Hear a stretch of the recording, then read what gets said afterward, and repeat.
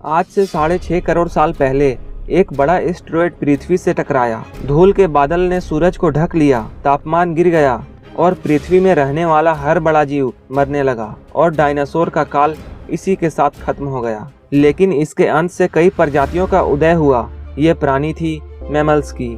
Mammals यानी स्तनधारी जीव। इस विनाश में इन्होंने खुद को बचाया और धरती के नीचे छुप गए। जिंदा रहने के लिए इन्होंने सब कुछ खाना शुरू कर दिया। सतह पर फिर से नए पेड़ पौधे उगने लगे और जो भी प्रजातियां बच गई थी उनमें एडप्टिव रेडिएशन की प्रक्रिया से नए जीवों का उदय हुआ।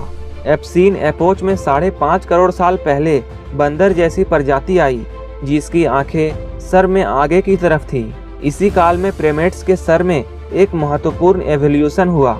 इनके स्पाइनल कोड को मस्तिष्क से जोड़ने वाला छेद, जिसे फोरामेन मैग्नम कहते हैं, वो स्कल के पिछले हिस्से के बेस से सेंटर की तरफ शिफ्ट होने लगा। यानी अब जो प्रजाति आई वो सीधे खड़े होकर चलने में सक्षम थे। आज से 4.7 करोड़ साल पहले धरती के वातावरण में बदलाव आने शुरू हो गए थे। धरती के टेक्टोनिक प्लेट में हलचल हुई जो धरती के 2 बड़े महाद्वीपों को एक दूसरे के पास ले आई।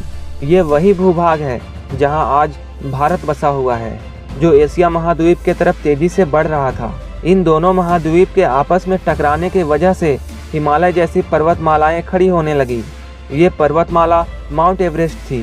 ये पर्वतमालाएं इतनी ऊंची थी कि इससे मौसम में बदलाव आने लगा, जिससे पृथ्वी ठंडी होने लगी।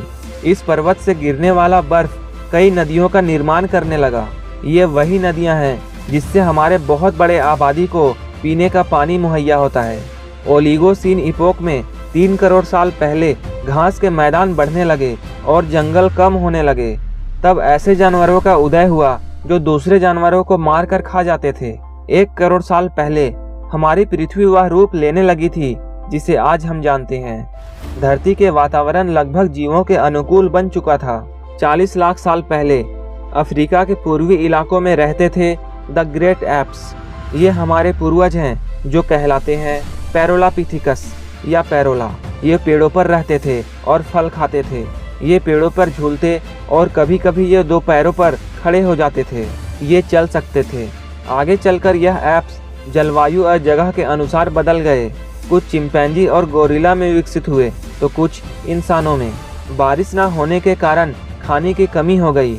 अब ये एप्स खाने के तलाश में पेड़ों से उतरकर जमीन पर कदम रखने लगे। वहीं से शुरुआत हुई इंसानों के पहले कदम की, जो आगे चलकर चांद तक गई। इनका दिमाग संतरे जितना था। इनकी लंबाई 4 फीट तक थी। 2 पैरों पर चलने के वजह से यह कम ऊर्जा में अधिक दूरी तय कर पाते थे। 23 लाख साल पहले हमारे पूर्वजों का दिमाग काफी बड़ा हो गया था। ये थे होमो हैबिलिस। इन्होंने पहली बार पत्थर को हथियार की तरह इस्तेमाल करना शुरू किया। जैसे ही पत्थर के धार का उन्हें पता चला, हमारे पूर्वजों के पास हजारों काम थे करने को जो इससे पहले वो नहीं कर पाते थे। समय बीतने के साथ हमारे पूर्वज समूह में शिकार करने लगे। इन्होंने आग का इस्तेमाल करना सीखा क्योंकि आग उन्हें गर्मी, रोशनी, अंधेरे और जंगली जानवरों से सुरक्षा देती थी। अब वे आग में खाना बना सकते थे। आग पर खाना पकाने का मतलब था मांस को अब चबाने और पचाने में ऊर्जा का कम खर्च होना। अब इन्हें ज़्यादा ताकत मिलने लगी। अब हमारे पूर्वजों का दिमाग काफ़ी बड़ा हो गया था। 2 लाख साल पहले अब ये बोल सकते थे। गले की नली का आकार बदलने के वजह से अब हम ज़्यादा जटिल आवाज़ें निकाल सकते थे। हमने बोलना शुरू कर दिया था और इसके विकसित होकर हम बने, यानी होमो सैपियंस। 1 लाख साल पहले हम कहीं भी जा सकते थे। हम बात कर सकते थे, आग को काबू में रख सकते थे। अब हम अपने घर को बड़ा कर सकते थे। अब हम दुनिया के अलग अलग हिस्सों में जा सकते थे। जब भी खतरा होता हम कहीं और चले जाते। हमने खुद को उस माहौल में ढाल लिया। हम ज़्यादा समझदार हो गए। अब हमने खेती करना शुरू कर दिया था, जानवरों को पालना शुरू कर दिया था।